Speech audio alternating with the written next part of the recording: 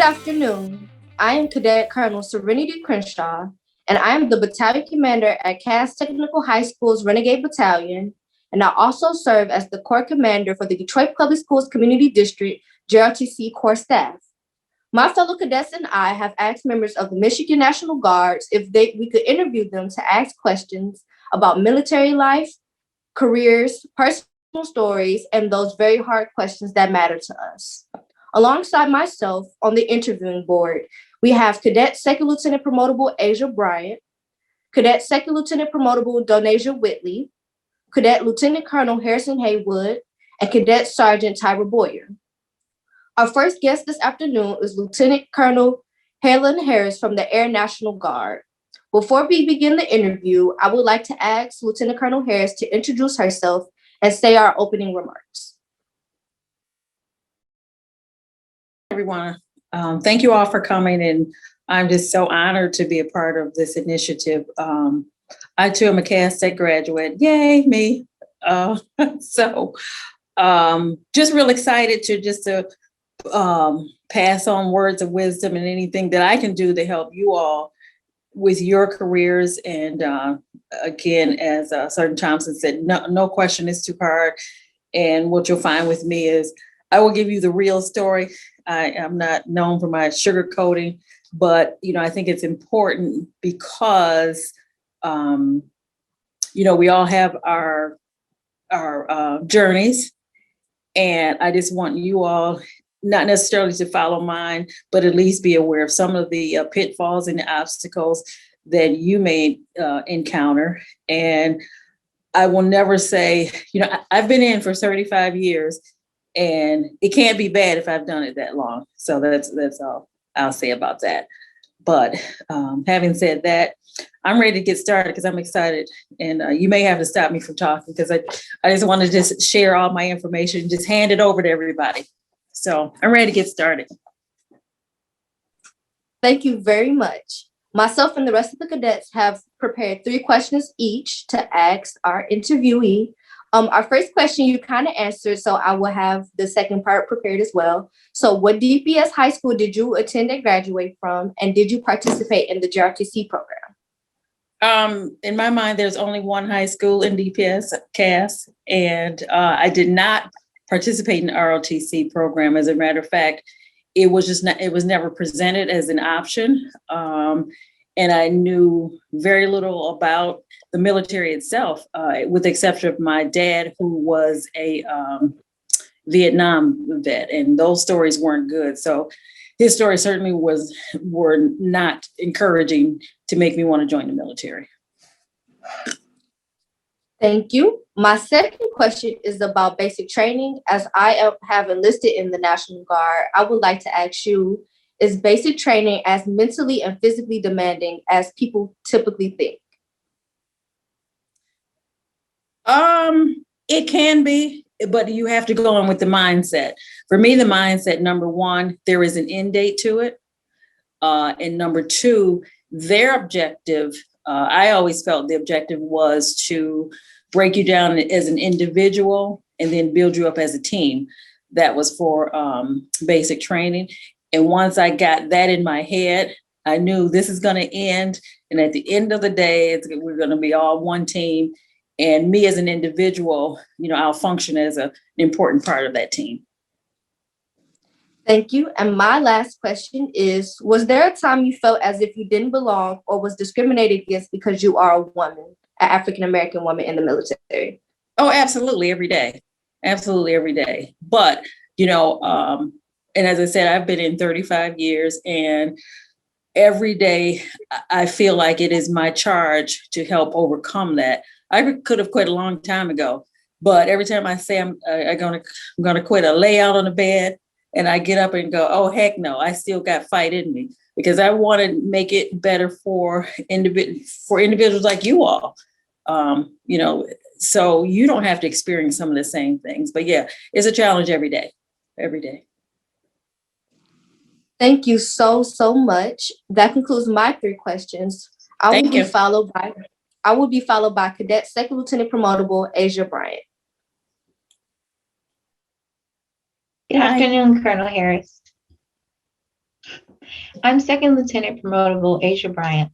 I serve as the S4 of Renaissance High School's Cougar Battalion. Sure. And I have 3 questions for you. First, I'm interested in joining the National Guard. So what's your most memorable experience there? My most memorable experience are the people. I've met some wonderful people that, if I would have taken a different path, I never would have met some of these people. So that is probably my best experience are the people. Thank you. Second, I know that we've been at war for a long time. So have you ever been in a combat zone? And if so, what was your job there and what did it entail? No, I did not. And the first time I volunteered to go, I was pregnant with my son. The second time I was ready to go and geared up. I just had my daughter and I was going to go and I was ready to go, but someone wanted to go more than I did. And the last time I was all set to go again was a few years ago. And there were some issues, what they call rank inversion. I would have outranked the person who was in charge. So I couldn't go. Thank you. My last question is, I know that you've worked in a lot of different fields. So between the National Guard, the reserves, and active duty, which was your favorite and why? I've never been in the reserves, so I can't really speak on that one. Active duty, I've had good times in both. When I was on active duty, I was young 20s, single, and just, I had a different perspective. As an Air National Guard member, I received a commission. I'm married, so it's different. But there are pros and cons for both, So I can't really say which is better, but I enjoy both of them. Thank you. Thank you very much, Cadet Bryant. Our next interviewer is Cadet Donasia Whitley. Hello, Lieutenant Colonel Harris. I am Cadet Second Lieutenant Promotable Donasia Whitley. I currently serve as the S5 at Renaissance High School. My first question is, what made you want to join the National Guard? I joined because two reasons. I thought about this the other day. I think I was running from some things, and you young ladies, you'll appreciate this. I was dating somebody who wanted to get married, and I thought, oh, let me get out of town. Let me leave town, because that's not what I wanted to do. But I also I was working a job. It was just a regular job.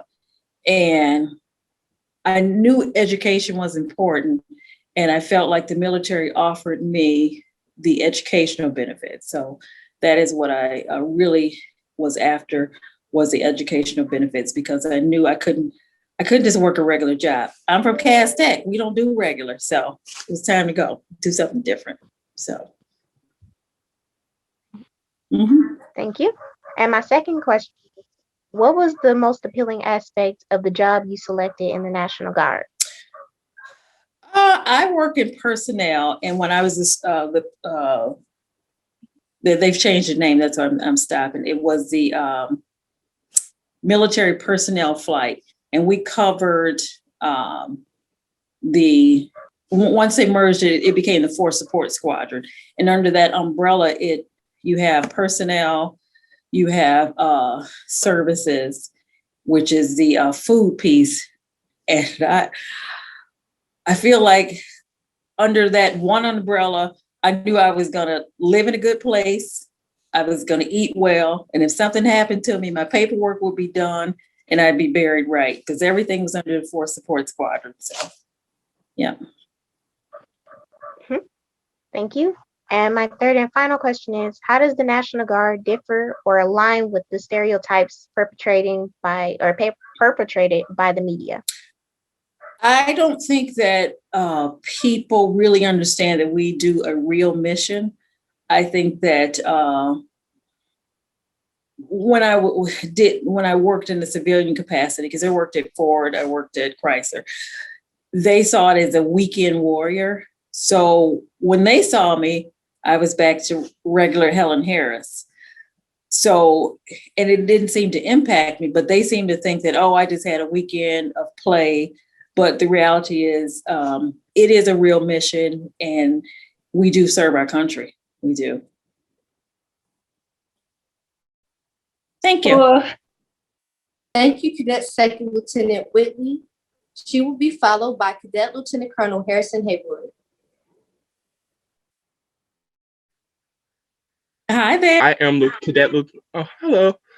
I am Cadet Lieutenant Colonel Harrison Haywood, and I am also a proud student at Cadets High School. What? I serve alongside our Corps Commander on the Corps staff as the G3, and I have 3 questions for you today as well. Awesome. My first question is, how did your family react initially when you told them that you were going to go into the military? They were like, I thought she'd never leave. I'm glad she left to do something. I was comfortable at home. I was comfortable. Like I said, I had a job. I got along well with my parents, so there was really no reason for me to leave. So everybody kind of thought I would just, leave my parents' home, get married and, stay in the area. So they were surprised, Thank you. but happy. Yes. That's great. My second question is, if I was in your position, what salary could I expect to make, and what other benefits do you receive from the military? The National Guard. There's a difference. It's the difference between whether you receive a commission or if you're enlisted. So you have 2 different salaries. I would say when you first came in, and I'm sorry, I can't really tell. I mean, it's public knowledge, but I can't really tell you like the entry pay for an enlisted person or a second lieutenant, because it's been so long since I have been in that. But I would say probably 40,000, I'm guessing. And the benefits by far outweigh anything in the civilian sector. And you may not think about the little perks that you get. And I, when I travel, I go to the airport and, I show my little card proudly. And, my bags are check free. You just command a different respect as a military person. I don't know anyone there are people who have been in the military and they've gotten out, but few people that I know say they regret their experience. So, and as I continue to live, I continue to see the benefits of having made that decision. And when I made the decision, I was just trying to get some money for school. That was it. And I didn't even envision everything else that would come along with it. Thank you. And that kind of tied into my last question. My last question is, was it your initial intent to remain in the Guard for 35 years? If not, what was your original plan and what changed? I've been quitting. The joke around is I've been quitting for the last 15 years. When I was out on active duty, I transferred to the Air National Guard with the thought of thinking, okay, one more step and I'm home free. And the reason I wanted to get off active duty because I was in upstate New York and I was cold. Now I'm like, I left Michigan, I was cold, and I'm upstate New York where it's colder. I'm not really seeing the benefit here. So my intent was to quit. But then the commission opportunity came up, and I wasn't seeking a commission because I just was not. Because again, remember, I'm quitting here. I'm from Detroit, and I got that Detroit attitude. So the military wasn't going to keep me. So, but people saw in me something that I didn't see in me. So I had a group of really awesome women who kind of like surrounded me and just basically it's like, you need to get a commission. And I'm thinking, no, that's not what I want to do. So, I ended up getting the commission and had a tremendous amount of support. So here I am 35 years later, and any day now I'm out. But as long as I feel like I have a mission to do or can help people, then I'll be here. But the day that I feel like I'm just kind of hanging out, nah, it's time for me to go. It's time for me to go. So. I hope that answered your question. I know I can get rambly, but It did. Thank okay, you. great. That's all for me. Thank you, Cadet Lieutenant Colonel Haywood. Our last interviewer is Cadet Sergeant Tyler Boyer. Hi, Cadet Colonel Harris. My name is Cadet Sergeant Tyra Boyer, and I am currently the S3 at Renaissance High School Cougar Battalion. I Hello. have 3 questions for you today. Hi. My first question for you is, well, you kind of already answered it when you told us about it, but I'm still going to ask you anyway. Are you married and do you have any children? And if you do, how has it affected your career and vice versa? I am married. I've been married for 25 years. My children are, I have 2 children, 19. She's a, what is she? Except for a pain in the butt. She's a sophomore at Spelman, and I have a son who is a senior at U of M. I've been in the, it affected me, but I can't say it really affected me any harder than it would any other parent. You know, I've had the blessing of having my husband, and, you know, when you're married, you never think that person does enough because you feel like you do everything. But the reality is that, you know, my husband does a lot, and, you know, I can't imagine not having him, but my children, I can't say they were really affected. If anything, I would say they've reaped the rewards of it, because right now my son is on the scholarship, but my daughter, I was able to transfer my GI Bill money over to her. So she owes me, but. Thank you. My second question is, how has your personal relationships, how is your personal relationships outside the military different from your professional relationships inside the military? I think they overlap, and some are the same. Some are the same. Again, you know, I've managed to, you know, gain quite a few friends as a result of the military. I don't think it really affected my personality or who I am. So I think I'd be friends with them anyway. So I'm pretty much the same with my friends. Okay. And my last question is, what did you learn about yourself during your time in the military that you didn't know before you joined?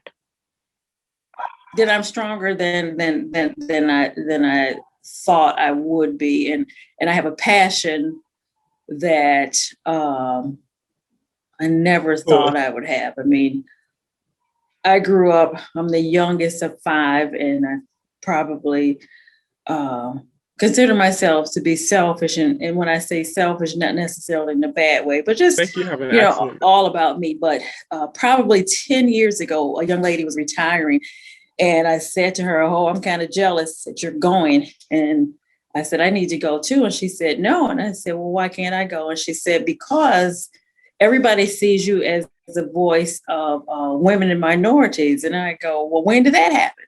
And she said, "Yeah, everybody, you know, always says that, you know, they know that you'll speak up for us." And at that moment, I felt really proud and validated in terms of some of the battles that I've had to have. And quite honestly, I've ran into some obstacles and everybody doesn't like it, but I have to be who I am and stand for something and continue to speak out when I can't be a leader who sees something and never says anything.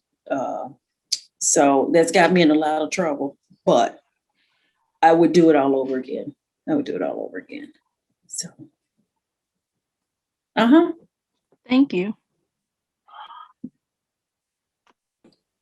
Thank you, Lieutenant Colonel Helen Harris. On behalf of the entire Cadet Corps of Detroit Public Schools, I would like to thank you for your service and thank you for spending this time with us to answer our questions. Well, thank you all again. I really appreciate, you know, this opportunity, and I just open myself up to, if any of you all have any questions you just want to ask me, you know, you want to just contact, and no question is a stupid question. You know, I'm open to it, and just want to say, yes, with a lot of people, as you move through your life and your career, you find that person who's doing what you want to do, that's not your competition, they'll tell you everything. They'll tell you everything. So you look for those people and you kind of like, you know, attach yourself to them so they can give you some level of success. So thank you all. Look forward to hearing and seeing good things about you on it. And I forgive those that are not Cass Tech people. So you all take care and have a blessed day.